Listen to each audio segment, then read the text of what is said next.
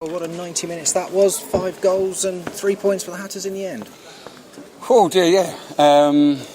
Yeah, it was. It's a funny game because I don't think we played the amount of flowing football consistently that I think we have done in lots of games. Take the Wrexham game out of the equation.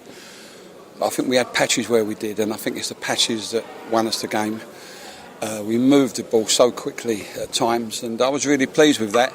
But I think we missed out on a focal point for our attack to hold the ball higher up the pitch. They were a big, strong side, and Cully done absolutely fantastic. But that's not his best job.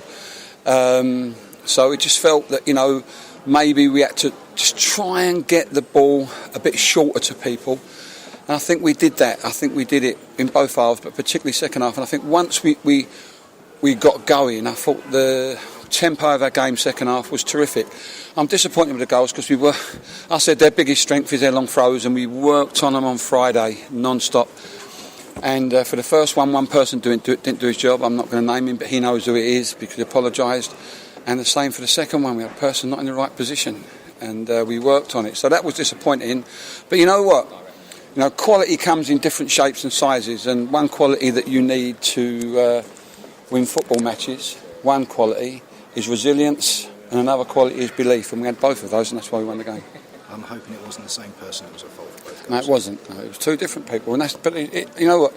What's disappointing about it is that we went through it. We actually went through it. This is it. This is our biggest danger. And I'm not saying I couldn't see them scoring from any other way, but that was a way that if they were going to score was going to be a big danger. And having sort of, if I hadn't done it, if I hadn't mentioned it, I put my hands up myself. As I said the other day, I thought I picked the wrong team. Put my hands up, hold on, I should have told you about that. Or, sorry, I couldn't do that. It wasn't evident in the reports that we've had.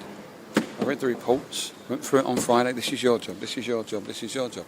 So that's disappointing, but maybe in the end, it's just a learning curve for one or two about how important it is to know what your job is and be disciplined at doing it. At half-time, a 1-0 scoreline to Lincoln was probably a fair reflection on the first 45 minutes. Yeah. The key thing, the manager, a job at half-time is to get the players going to create the chances that there were there in the first half and to come out firing. Well, you couldn't have asked for much better in the first minute. No, not really. As we said, they're a big side, and with someone like Benno and even John Shaw and even Alex Wall, they're a different type of player. But I said, if we go into, we've got to cross early, because if a defender's got you and he's with you, but by crossing early, just give you a bit of space, and it was a perfect cross and a perfect goal, and that got us on it. And you know what? When we scored that, I honestly believe we would win the game. I was really disappointed that the other one went in. But one of the qualities that we need, as I said, is that never say die action. And we never stopped going. We didn't. We kept going and we kept going and we kept going. And one of my £1.99. One of my staff turned round and actually said, I'll be honest with you, actually said that was like a win that my former club would get, because they never ever gave up, and that's another quality that I hope that we're adding to what we do. So soon after the equaliser with Mark's header, a goal at the other end, there didn't seem to be too many complaints. There's no goal line technology, of course, at this level. It was a goal. I thought it was a goal. Like it was over to me. I got no complaints. Whether it was or not, I don't know if the referee give it, but I thought, for me, I thought it was. And then, as you've said, things turned around. Double substitution. You take a lot of credit for bringing on Andre Gray and JJ and changing things to a 4-4-2. Maybe a little bit. We was always aware before the game that the adrenaline of a debut, or the adrenaline of a first game of the season, like for Alex Lawless and for Jim Stevenson, can take you through.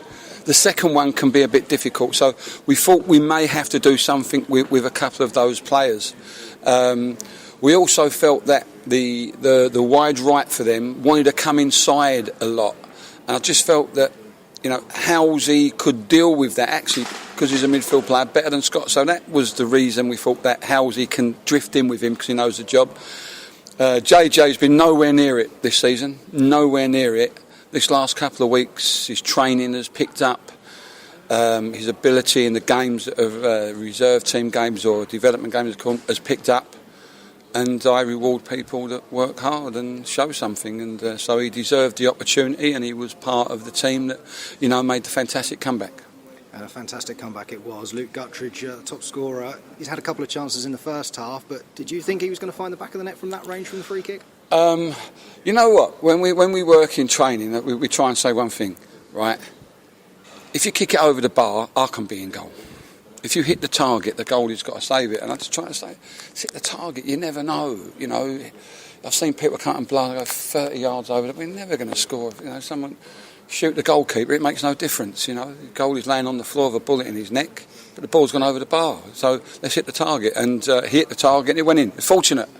Yeah, but as we all know, you get fortunate and unfortunate in football. Sometimes you're unfortunate and sometimes you're fortunate. But I have this thing that I have always said, I've always believed, was taught to me by my pal who's a boxing trainer. I think he trained 17 world champions. And he said that the harder you work, the luckier you get. And I'm a big believer in that, because I don't really believe in luck.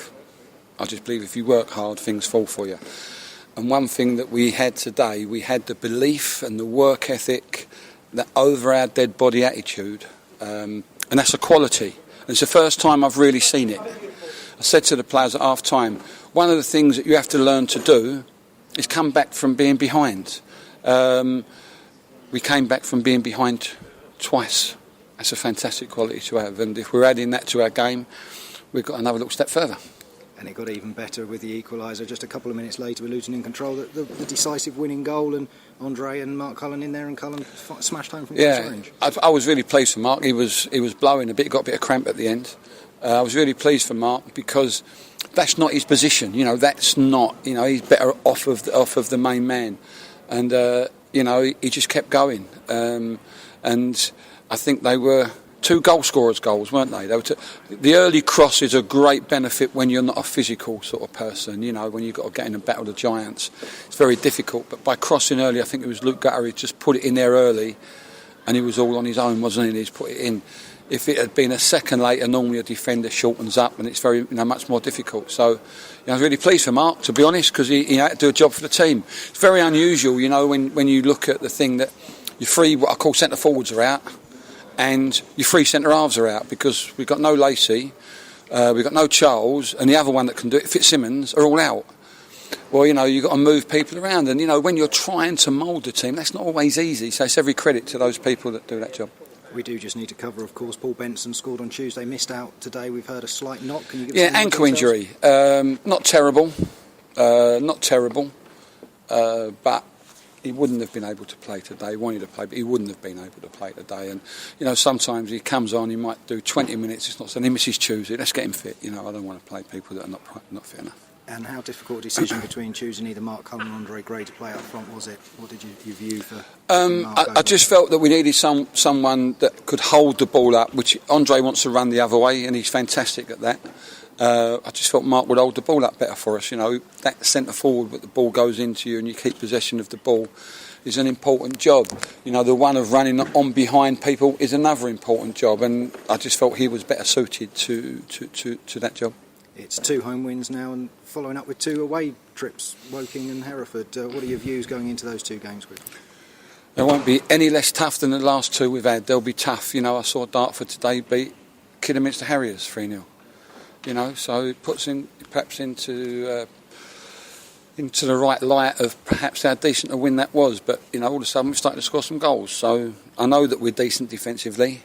It's not like we was ripped open defensively today. We can, go back to work on some of that stuff. It's important that we do. We can't concede from restarts, not at all. So the next 2 games are going to be tough. But listen, as I keep saying, tell me one that isn't. And are you hopeful to have the likes of Paul Benson or Alex back at all? I'm not sure yet. I need to get into work tomorrow. We're back training tomorrow and warming down, so I'll have a better idea then. That's great. Thanks very much for your time. Thank you very much. Thank you.